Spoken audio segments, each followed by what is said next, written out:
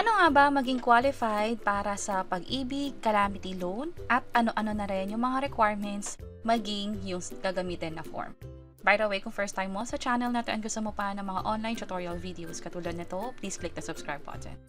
Sa pag-ibig calamity loan na pwedeng magamit kung sakaling merong declaration ng state of calamity sa inyo, merong mga kinoconsider na qualifications. Isa na dyan ay dapat active pag-ibig member ka. Anong ibig sabihin nito? Within the last 6 months o sa nakaraang 6 na buwan, dapat meron kang at least isang buwang hulog. Kung meron yan, ibig sabihin active pag-ibig member ka na, pwede ka nang mag-loan. Pero dapat meron kang at least 12 monthly contribution na nagawa na sa pag-ibig. At kung sakali naman na meron kang existing loan sa pag-ibig katulad ng calamity loan dati or multipurpose loan na hindi pa natatapos, pwede rin naman basta hindi default o hindi naiwanang hindi nabayaran yung loan na yon. At tandaan natin na kapag dineclare na ang state of calamity sa lugar ninyo, meron lang tayong 90 days o 3 buwan para mag-apply ng calamity loan sa lugar ninyo. At para sa mga requirements, kailangan ng pag-ibig calamity loan form.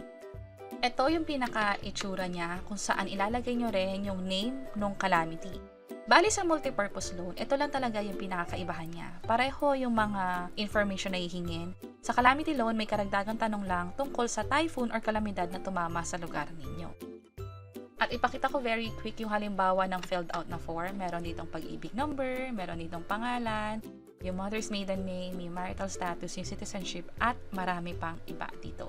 Kung sakaling wala kayo ng information na hinihingi, halimbawa yung telephone number, pwedeng ilagay ang N/A or not applicable.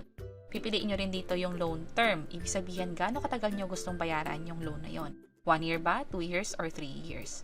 And magkano din yung gusto nyong i-loan sa pag-ibig. Pwede nyong piliin agad yung maximum loan amount, lalo kung hindi nyo alam kung magkano ba yung pwedeng ma-loan pala sa pag-ibig account ninyo. Pero kung sakaling alam ninyo at ayaw nyo na masagarin, pwede nyo ilagay dito yung specific na amount. Ngayon ang tanong, paano nga ba malaman kung magkano yung loanable amount sa pag-ibig? Kung nasa branch kayo, pwede kayong mag-inquire doon sa pag-ibig officer mismo.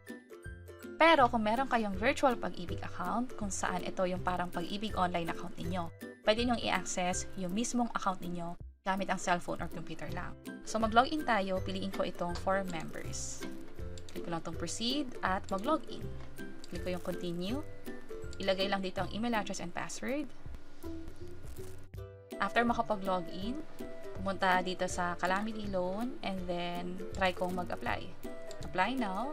Ang kagandahan pag meron kang virtual pag-ibig account, wala nang kailangan fill upan na form. Pipiliin mo lang dito yung typhoon na tumama sa lugar ninyo maging yung payment terms. And then, dito sa bandang baba, makikita ninyo yung loan entitlement kung saan 90% siya nung kabuuang ipon nyo nasa pag-ibig. So, andito 128,000. So, pwede kong i-loan yung kabuuang amount nito o pwedeng yung partial lang. And by the way, itong pag-ibig calamity loan, minsan nagkaka-error, minsan hindi nagpo-proceed. That's why, kung sakaling ganun, may isang paraan para makapag-apply online. At yun nga ay kailangan mag-fill out ng form na katulad nito. At kapag okay na, pipirmahan lang, kailangan din ng pirma na galing mismo doon sa pinagtatrabahuhan ninyo. Also, sa pinakababa or yung second page, merong certificate of net pay na tinatawag. Ang may kakayahan lang na mag-provide nito ay yung mga empleyado kung saan isi-certify ng pinagtatrabahuhan ninyo or ng boss ninyo or ng HR ninyo yung kita ninyo kasama na dyan yung mga allowances and yung mga deductions na din. Ngayon ang tanong, paano naman kung sakaling hindi ako empleyado or voluntary member? Paano ako makakakuha ng certificate of net pay? Para dyan, since napag-usapan na rin naman natin yung sa proof of income, which is yung certificate of net pay nga for employed individuals, meron din naman for self-employed. Pwedeng yung ITR, commission vouchers, or bank statement ninyo kung sakaling nakaka-receive kayo ng perang padala. Pwede rin naman yung mga transport franchise na tinatawag o certificate of engagement para dun sa owner ng business.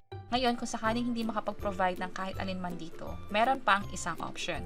At ito yung pinakamadali, yung declaration of income. Kung saan ilalagay nyo lang yung pangalan nyo dito, address, magkano ba yung regular income ninyo o yung tinatawag na monthly income, and then, sa loob ng 6 na buwan, magkano yung kabuuan nun, pipirmahan na rin ito at isasubmit siya kasama ng calamity loan na form. Bali, hindi na kayo kailangan mag-provide ng certificate of net pay dahil meron na rin naman kayong declaration of income para sa calamity loan na ina-apply ninyo. Ito yung halimbawa ng declaration of income na filled out na. So kung meron na kayo ng calamity loan na fill out na, meron na rin kayong proof of income, kailangan ng valid ID.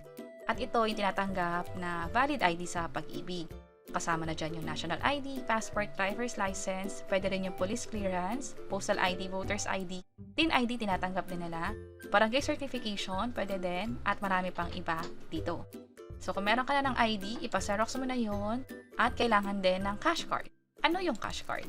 Ito yung Pag-ibig Loyalty Card Plus na nagsisilbing valid ID na at cash card na rin. Para itong ATM kung saan pwede kang makapag-withdraw at pwede ka rin makareceive ng perang padala. Isa itong bank account kung saan dito itatransfer ng Pag-ibig yung niloloan mo. At meron kaming ginawang hiwalay na tutorial video kung paano nga ba makakuha ng Pag-ibig Loyalty Card Plus. Isang araw lang or same day lang nung nag-apply kami, nakuha na agad namin ito. At ito ay powered ng Union Bank. So aside sa niloloan mo or kiniklaim mo sa SSS, pwede mo rin itong magamit na bank account mo na mismo. Kung saan pwede ka rin mag-ipon dito sa account na to. So kung meron ka na ng cash card, nakakuha na nun, pwede na mag-apply online. Kailangan may selfie ka na hawak yung ID mo and yung cash card.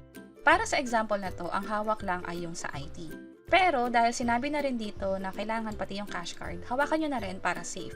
Hawak nyo yung valid ID, yung Pag-ibig Loyalty Card Plus, sa selfie ninyo at isubmit siya.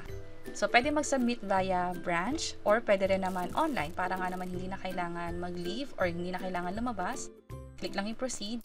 Ngunit may pagkakataon na kapag masyadong maraming nag-a-apply, nagkakaroon ng issue na katulad nito.